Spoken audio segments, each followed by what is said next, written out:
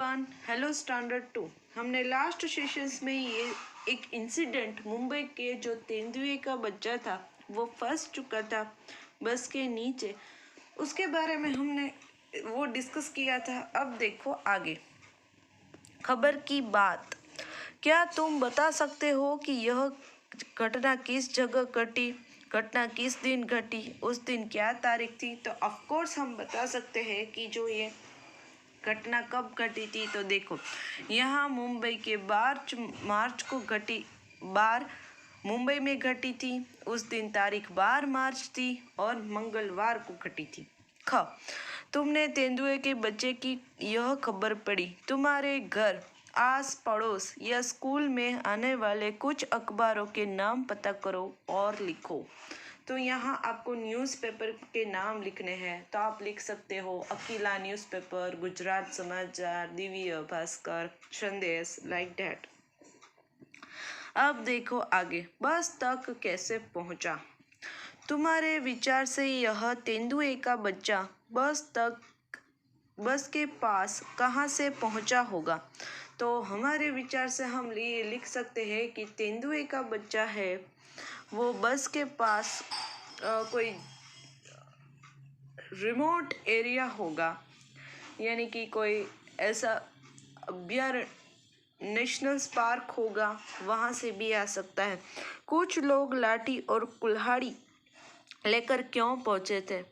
तुम होते तो क्या करते? कुछ लोग लाठी और कुल्हाड़ी लेकर इसलिए पहुँचे थे ताकि उसे कोई नुकसान न हो और खुद का बचाव कर सके। हम होते तो हम क्या करते? तो हम जो ये जानवर जो पकड़ते हैं उसको बुलाते। अब देखो आगे अखबारों के लिए क्या तुम अपनी कक्षा या घर की किसी घटना को एक खबर की तरह समाचार के पत्र के लिए लिख सकते हो? तो आपको क्या करना है, आपके घर में यदि कोई घटना ऐसी हुई हो, मान लो कि आपके घर में कोई सांप घुस गया है और आपको ये खबर लिखनी है, तो आपको इस खबर में क्या लिखना है? जगह लिखनी है, दिन लिखने हैं, तारीख लिखनी है। तो आप लिखेंगे राजकोट 12 जनवरी डे थर्सडे, ऐसा लिखेंगे। यह घटना कुछ भी हो सकती है, जैसे किसकी लड़ाई पर हो सकती है। तो आपको घटना किसके बारे में लिखनी है कि कोई झगड़ा हो गया हो, खोज कर मैं तो हारी, चीज हो गई गुम, कोई हमारी इम्पोर्टेंट चीज हो गई हो, कोई गोल्ड नेकलेस गुम गया हो, तो उसके बारे में लिख सकते हैं। घर में किसी की शादी हो, वाह भाई वाह, ऐसा घर में कोई इम्पोर्टेंट शादी हो तो उसके बारे में लिख सकते हैं। कौन हारा, कौन जीता, ऐसे टॉपिक पर आप कोई भी घटना लिख सकते हो। उसके अलावा ये भी बता दो कि घर में सांप घुस गया है तो भी आप लिख सकते हो। अब देखो यहाँ नीचे बाघ का चित्र दिया गया है। तुम भी अपनी पसंद का कोई जानवर बनाकर उनमें इसी तरह के डिजाइन बनाओ और रंग भरो। देखो यह बाघ बनाया है, जो एक पेड़ है और पेड़ के नीचे बाघ का चित्र है। तो आप अपनी रफ बुक में ऐसा कर सकते हैं कि आपको अपने फेवरेट एनिमल का पिक्चर ड्रॉ करना है और उसमें कलर भरने हैं। चित्र के बारे में तो यहाँ देखो एक इंस्ट्रक्शन है। यह चित्र मध्य प्रदेश की गोंडी शैली में बना है। देखो ये आपको देखकर ये क्वेश्चन होगा कि मन में कि मैम ये जो बाघ है वो कुछ अलग है, कुछ डिफरेंट पिक्चर्स है। तो ये एक मध्य प्रदेश की गोंडी शैली है। मध्य प्रदेश में जो कलाकारी और चित्रकारी का काम होता है, उसके जो आर्टिस्ट होते हैं उनमें कई सारी शैली यानी कि स्टाइल, कई स्टाइल्स के अलग अलग पिक्चर बनाते हैं। तो ये गोंडी शैली है। गोंडी है वो एक शैली का नाम है जो मध्य प्रदेश की बहुत ही फेमस शैली है, जैसे महाराष्ट्र की वर्ली शैली है उसी तरह।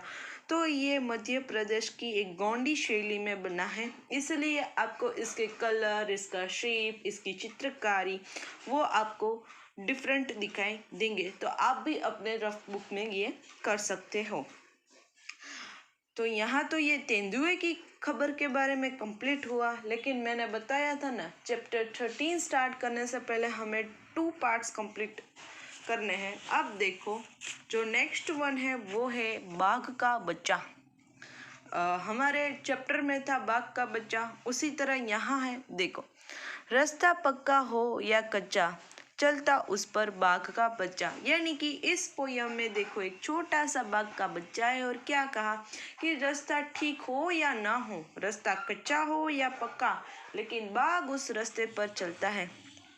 फिर देखो, कभी उछलता कभी कूदता, धूम मचाता बाघ का बच्चा। यानी कि बाघ का बच्चा कभी कूद कर चलता है, ऐसे उछल उछल कर चलता है और धूम मचाता है, यानी कि मजे करता है। बाल पूछ के और मूछ के लहरता बाघ का बच्चा। यानी कि बाघ का बच्चा अपनी पूछ और मूछ लहरा कर चलता है। पंजे अपने कहीं उड़ाता सुस्ताता है बाघ का बच्चा। यानी कि देखो, बाघ का बच्चा क्या करता है, थोड़ा सा अकड़ता है, सुस्ताता है, पंजा उठाता है, ऐसा। माँ जब चलती वह चल पड़ता, कभी कहीं वह गिर पड़ता। यानी कि ये बाघ का बच्चा जब जंगल में अपनी माँ के साथ ही चलता है, आगे उसकी माँ चलती है और बाद में ये बाघ का बच्चा चलता है, तो ये बेचारा थोड़ा सा चलते चलते क्या करता है, गिर जाता है। तो पहले क्या बताया कि बाघ कैसे चलता है, कच्चे पक्के रास्ते में चलता है, उछल कूद करके चलता है, धूम मचा कर चलता है, अपनी पूंछ और मूछ लहरा कर चलता है, सुस्ताता है, अकड़ाता है थोड़ा सा, और अपनी ऐसे माँ के पीछे पीछे ये बाघ का बच्चा चलता है और गिर जाता है कहीं बार। अब देखो आगे, पानी में भी उछल तैर कर चलता जाता बाघ का बच्चा। यानी कि देखो, ये जो बाघ का बच्चा है वो पानी में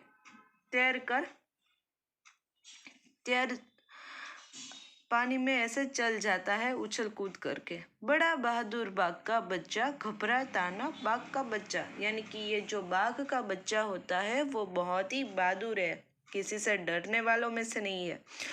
घूम घूम कर दूर दूर तक हो जाता है बाघ का बच्चा। यानी कि ये दूर दूर तक चलता है और डर भी नहीं लगता। पेट पीठ पर भूरी काली धारी धारी बड़ी निराली। यानी कि बाघ के शरीर में जो स्ट्रिप्स होते हैं, जो देखो ये जो ब्लैक उसको स्ट्रिप्स होती है, वो बहुत ही उसके शरीर पर अच्छी लगती है। देखो, निराली यानी कि बहुत ही अच्छी लगती है हमें। ये देखो, बाघ यहाँ जो ब्लैक ऐसे स्ट्रिप्स होते हैं उसके शरीर पर, वो बहुत ही अच्छी होती है। चलता आता गुर्राता है बाघ का बच्चा। यानी गुर्रा कर चलता है, ऐसे प्राउड करके चलता है, किसी में डरने वालों में से नहीं है। यानी कि बाघ के बच्चे पर एक छोटी सी पोयम थी। तो इस पेज में क्या बताया, इस पेज में ये बताया कि वो पानी में भी ऐसे बड़ी अच्छी तरह से चलता है। ये जो बाघ का बच्चा है ये बहुत ही बहादुर है, घूम घूम कर कहीं दूर दूर तक चलता है। उसके शरीर पर जो काले कलर के जो स्ट्रिप्स हैं वो उस पर बहुत ही अच्छे लगते हैं, और ऐसे गुर्रा कर चलता है, ऐसे प्राउड फील करके चलता है। तो ये पोयम यहाँ कंप्लीट होती है, बाघ का बच्चा। अब देखो हमारा चैप्टर नंबर 13 पेज नंबर 81 पर है वो, सूरज जल्दी आना जी। देखो, चैप्टर नंबर 13 का नाम क्या है, सूरज जल्दी आना जी। अब हमें इस टाइटल से ही हमें पता चल जाता है कि सूर्य के बारे में होगा। जब हम सर्दी होती है तो सूर्य निकलता नहीं है, मानसून होता है तो सूर्य है वो कई बार निकलता नहीं है, तो हमें मज़ा नहीं आता जब सूर्य हमें दिखाई नहीं देता। अक्सर आपने भी ऐसा देखा होगा कि सर्दी में, ठंड में और बारिश के सीज़न में ज़्यादा बारिश होने पर हमें जो सूरज है वो नहीं दिखाई देता, तो सारे लोग हैं वो परेशान हो जाते हैं, मज़ा नहीं आता।